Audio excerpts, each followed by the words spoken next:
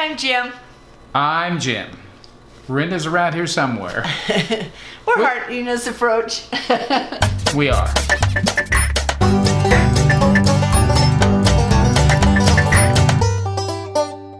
I'm wearing a sweatshirt and it is 102 outside. Why am I doing that? Because we're running the air conditioner. I had to turn it off. It's so cold. I'm just not an air conditioner person. She's got a narrow range. You do too. You don't like air conditioning. Do you? Oh. Sorry. Quick update. See this little weird, funky little strange Brace thingy? Got it this morning. Replacement for the other. It wasn't as strong. Yeah. And was starting to cause some irritation. Oh, but this one's 10 times worse. Really. Okay, so I had surgery Tuesday. Almost a week ago. Tuesday, yes, a week ago. Tomorrow. And it was successful. It was. Kind of, yeah. No, they were removing the plate. They did that. That was it's out. Yeah. And you are able to move your hand much more than you were before. So from that standpoint, the gains are there. Yes. Before, if you remember, my little finger was up like this and now it's down. I can even show it to you later. But they've kind of got it pushed down and it goes into traction every couple of hours, being pulled. But that doesn't feel real good. I didn't think the pain was that bad until today's PT, and then they really... After the first 3 days of PT, they decided that they didn't need to do PT over the weekend because she was compliant, doing the exercises and getting the movement going very, very well. But today's PT was a bit aggressive. Yes, it was. And I'm paying for it. So I'm not a person who takes pain pills, so I've just finally had to take some ibuprofen, which I didn't want to take at all, but I've had to do a little bit. But it's recuperating. It is. So another week or so with the physical therapy? Oh no, more than that. Okay, okay. More than that. But I go every day this week, and then next week I start 3 days a week. So. Right, right. And our daughter is now here in the Salt Lake area where she's close to the hospital. She's been seen. Yep. A thorough examination. They are all over this and seeing her multiple times per week, actually. Yes, so. She's doing very well. And we know how much your prayers helped us before. And so we're going to ask for your prayers one more time. Big concern. Her husband is still working because they don't know when the babies are due. He will have paternity leave. They know when they're due. They don't know when they're coming. Well, they don't know for certain when they're coming. That's what I meant. He does have paternity leave, but he doesn't want to start it too early so that he can have more time with the babies when they come. So he's working.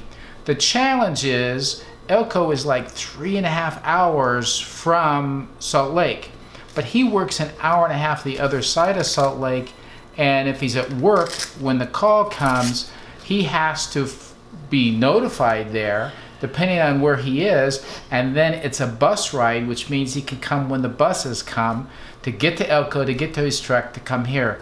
So it could be several hours before he can get there. So the concern is that if these babies come unexpectedly, time-wise, he'll miss it. He's going to miss it, and he doesn't want to. I mean, he's really anxious about it. He's very involved in this. Yes, yes. So we ask for your prayers. We know how powerful your prayers are. So we ask for your prayers that he will be able to be at the delivery. Yes. Well, we are going on with our life and still planning our wonderful homestead that we feel like it's just, I feel like I'm in an old Western movie and I'm drawn to the West, or I'm drawn to the land, I guess is what it is. We cannot give it up. No, we won't give it up. We're working out how we can make it happen, and we're working through other things at the same time, but we'll get there. Yeah. One of the things that we plan to do on our land, because of the climate that we live in, is build what's called a Wallapini or a Chinese solar greenhouse. So Jim has some questions for you. Well, I'm just looking for real experience, and I've read what I can find on the internet.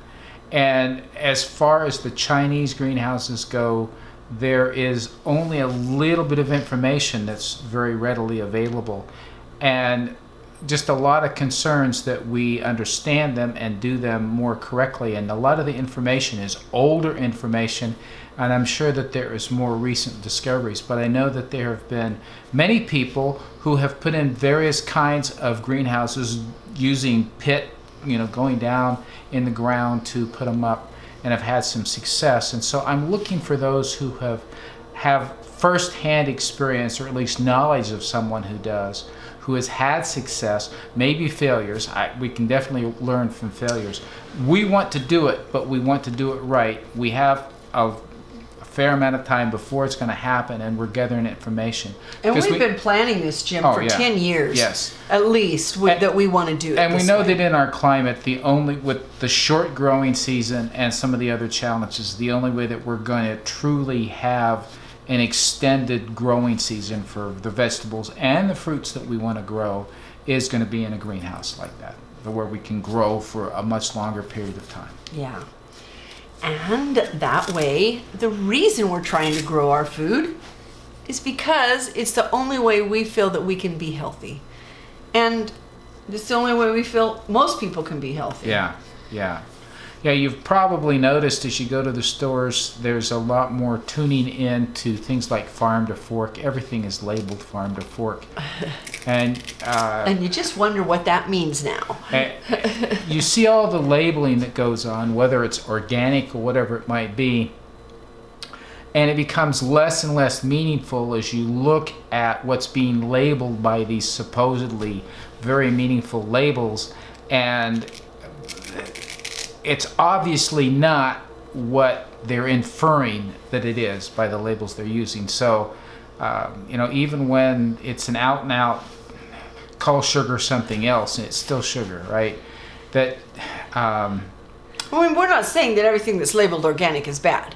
No, but we just know that a lot of it's the bandwagon right now, so you have to be really careful. You can't use the labels. You've got to read the ingredients. You've got to know the source. You've got to know the details of it, unless you don't care, unless you're willing to just take whatever comes off the shelf and eat it. And that's the real concern, coming off the shelf. You can never know 100% if you're buying it from someone else, somewhere else. Producing it yourself, you're going to know. You're going to know where the seed came from, whether or not you're comfortable with that. You're going to know what's in the soil, whether or not you're comfortable with that. You're going to know what's in the water. You're going to know what's been put on it, what's been in the air nearest you. You're going to know all of those things, and if you're comfortable with them, then you're going to be comfortable with what you're eating. If you don't know those answers, it's going to be questionable. Well, you know what I realized, Jim?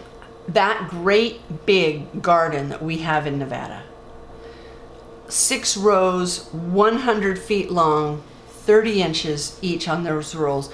That's how big a large greenhouse is. The standard hoop house. Our hoop house would fit right over our garden. Yes. Whether we dug it down or whether we have it out. Yes. That's pretty exciting to me, to be able to go visualize. I'm a visual person. Yeah. And I can visualize what that would be. So if you have direct experience with those kinds of structures, we want to hear about it so that we can be tuned in to good information, valid information that can help us as we make decisions about the specifics on how we want to do this. Right. So that's just a quick update on us. We know we've been gone for a whole week. And we've been busy. Well, I've been having anesthesia brain for most of that time. That's why I'm here, because she's not safe to drive herself. I think she's finally to that point. First few days, though, she would have been very lost finding her way there and back home, I guarantee. Yeah, and I mean, I didn't have a general anesthesia. I had where you're in and out, but still anesthesia is anesthesia. And my brain knew it. Plus, and too, when she comes out of the therapist and her hand is throbbing because of what's going on, I don't think she's really able to steer and do the things she needs to do while she's in pain. my hero. So that's why I have to be here. Yeah. And one of my friends asked me yesterday how my hand was doing, and I told her I only had incision pain. That was before the therapist got a hold of me today. So I will show you this little thing. Not that you have to see it or want to see it, but see, I have 11 stitches going down there. And he did an amazing job. He did it right on the incision. We're working really hard to make sure that the scar tissue doesn't come back, and some of it will, but you know, I'm excited because I really do now have the control over this finger. It's down now. So we're so glad. it's We were great. very concerned that she was going to Really be crippled great. I mean, and I not still able have to use work it. on it, but anyway, it's really great. And so I appreciate all of your prayers and thoughts and words that have come our way. Thanks for watching. Bye-bye.